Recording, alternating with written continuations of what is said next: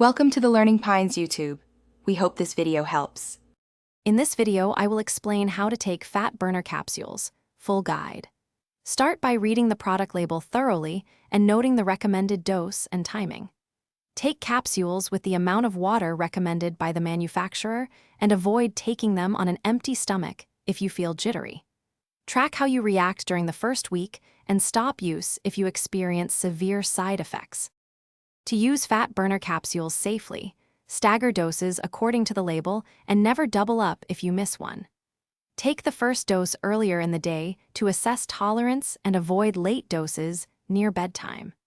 Pair capsules with a balanced meal when needed to reduce stomach upset, and drink extra water to support metabolism and hydration throughout the day.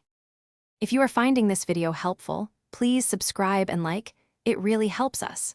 Quick recommendation: upgrade your clean game with the Shark AI Ultra Robot Vacuum, which offers voice control and smart mapping to save you time after workouts.